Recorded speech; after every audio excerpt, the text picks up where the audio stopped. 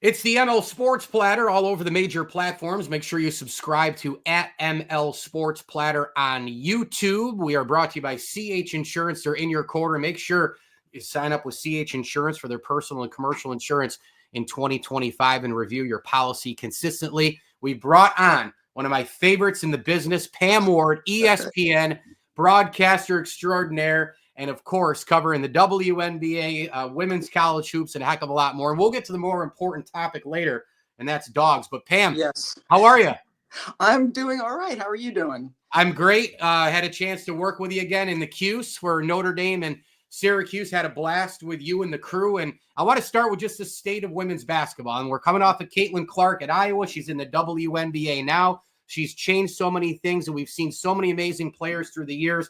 The ratings are up. The brands are up. The players are better. The style's better. The product is better.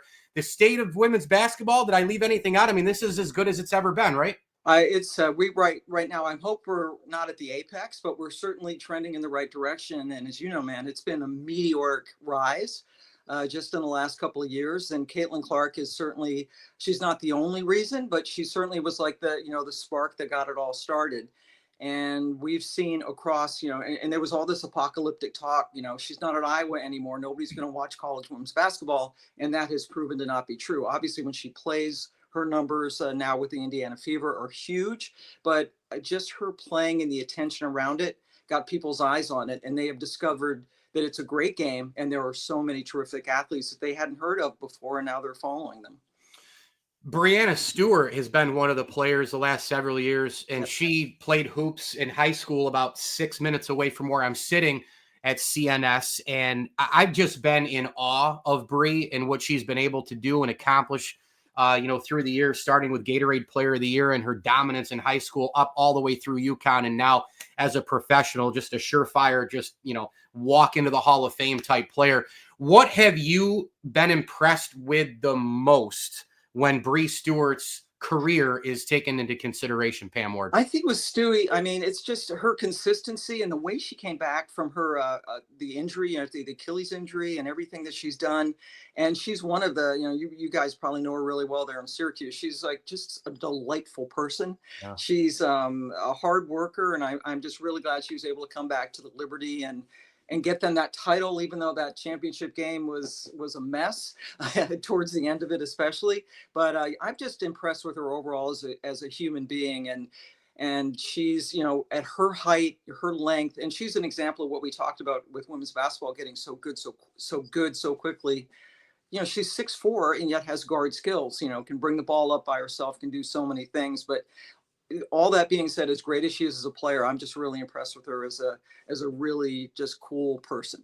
I happen to think I'm a diehard everything kind of person at this point. I don't watch. There's a couple things I don't watch and I don't cover, but most everything I'm all the way in.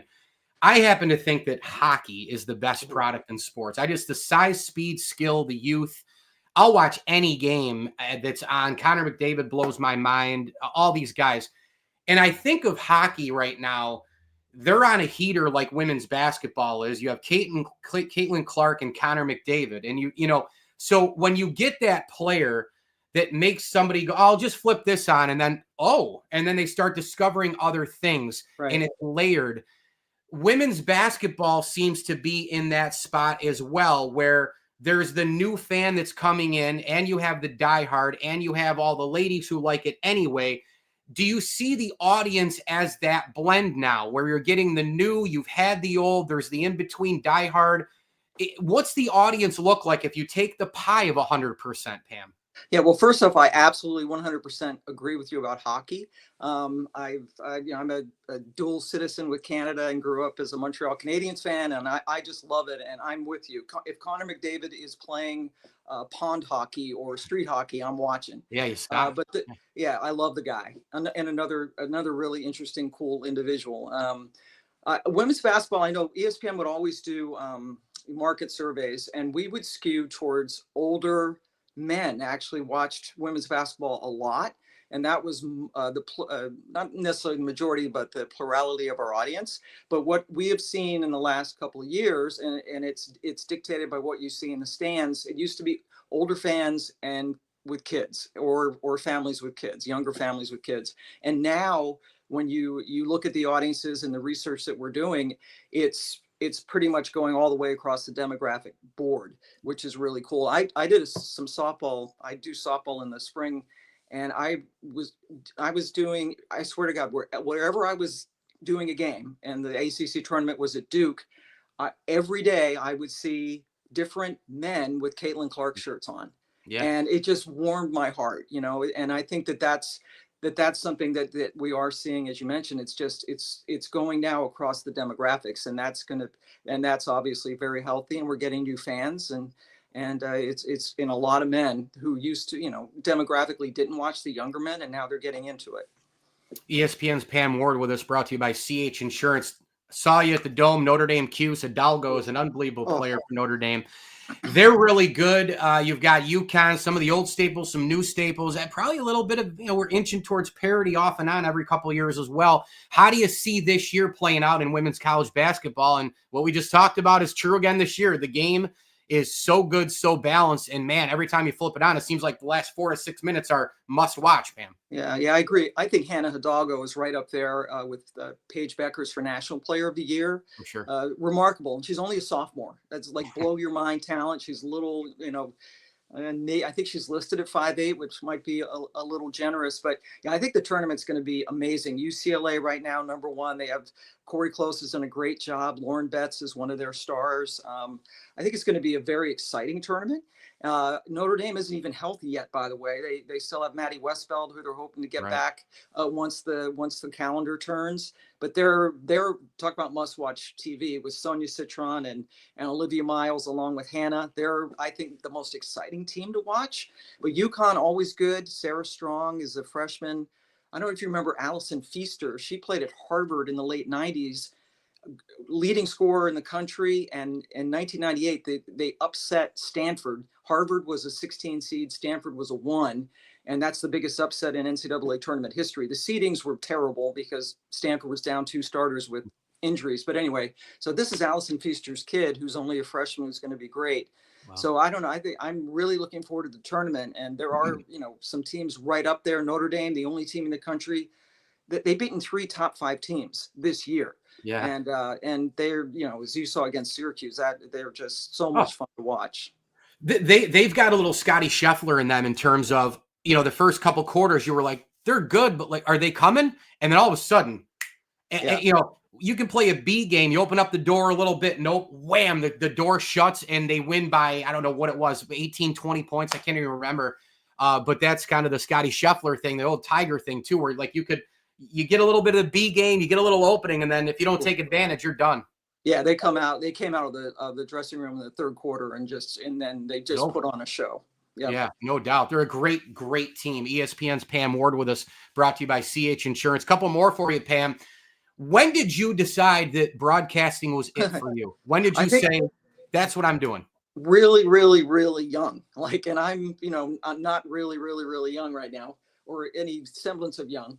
I remember being like 8 or 9, maybe even younger, and watching my mom actually is the biggest sports fan in the family. Grew up at University of Maryland fans, and I just knew that I wanted to do play-by-play one day. Really? And this is when there were hardly women even doing sidelines. Sure. So I don't know. And to my parents' credit, they didn't tell me that was maybe I needed a plan B. So I knew very young that this is what I wanted to do. Unfortunately, it's all worked out. So it's been a long time, and I had no plan B. So it's a good thing it worked out. You are, though, in women's broadcasting and journalism for your era and how it's really developed with our media today. I mean, you are kind of a pioneer. Do you think of it? You must take the mic, and that you're setting yourself in front of a camera to do a game to draw more women to do what you do. I mean, you're an example out there, Pam. You're someone who women are following and want to be like, and you've been a pioneer, and I think that's a big deal. Yeah, it's something that I try not to think about too much. I did college football for 11 years and put a lot of pressure on myself, but it is heartening. I meet a lot of young broadcasters now, and they come up to me, women, girls, in my eyes. And it's really, and that's when it hits me, Mike, is when I meet these young women who come up and they're like a little nervous to meet me, which is it's really, that's when it hits me that there is that trickle down effect. Yeah, And so, and Beth Mowens, who is a of course. proud Syracuse human being, also we kind of came up together around the same time, and Yeah. we still don't see a lot of women's play-by-play. I've had conversations with people who are trying to get more women into it, but it certainly is something that, gosh, compared to even, gosh, 5 years ago, there's a lot more. And because there are so many, every game it seems is either on TV or being streamed, so there are more opportunities. And opportunity is a huge word, I think, for anybody getting into this. Because I know when I came up, there were no opportunities. I actually started as an analyst for Yeah. ESPN doing college basketball, the most underqualified bench warming high school basketball player. But I knew that it could segue into play by play, and that's kind of how it started. But I was already over 30 when that started happening. College football, you mentioned over a decade covering it and calling games. I tell you what, Georgia, Alabama, Clemson, when we didn't have the playoff, I would say, great. I don't want to see 12, 10, 9, 7 get crushed. Mm, Now we have the playoff and it's utter chaos. So it fit for this year. Now we don't know if it's sustainable because right. sports are cyclical. We'll probably go back and forth. That's fine. Although I think the NIL and the portal is just going to keep it going for a while. This college football playoff, and I promise we'll get to the dogs, but the college football playoff, Pam, this thing is wild. It's open. Oregon, I think, got screwed in the bracket. They're the best team, but they're not blowaway. This is this is exactly what they wanted, right? It has to be. Yeah, I think so. I was heartened to know that Alabama didn't make it just because they're Alabama. I thought that they would squeak in. I think it's great. Boise State is getting a bye. I Yeah. mean, this is stuff that was inconceivable because, as you know, outside of the power conferences, the other guys they had to be undefeated and win by a million to even be considered. So I think this is what they wanted with the 12 teams. There's always going to be controversy. They could open up to 50 teams and there'd still be controversy, but it certainly has made it more exciting. No doubt. Finally, dogs, we love them. Dogs. You got a couple of them. I think you and I spent at least 10 minutes before, and I was distracting you from preparing. So sorry about that for the Notre Dame Cuse game. I've got my Golden. He's laying down right now for some reason. Cooper. He might get in the screen before we're done, though. He always likes to jump in. But you've got a couple of pups, and your love for dogs goes way, way back, I believe, right? Yeah, always had a dog growing up. We lived kind of out in the country in Maryland, and we would have strays drop by, and we would just, always had dogs. And I have a couple of rescues myself. One is a Golden, and then I have this half Great Pyrenees, but she's got brindle. She's just the coolest mutt, and Awesome. her name is she's Carrie, and then I have Finn, and he's he's my fourth Golden. So Golden Retriever is the best purebred breed. Wow, super Yeah. cool. Well, she is Pam Ward from ESPN covering the WNBA, women's college basketball, college football through the years, and a heck of a lot more. And it's just a joy when I get to work with you. It's a joy to have you on the show. And I'll see you real soon. The interview brought to you by CH Insurance. Thank you so much, Pam. And, of course, continued success. All right. Thanks. Happy to do it, and happy holidays.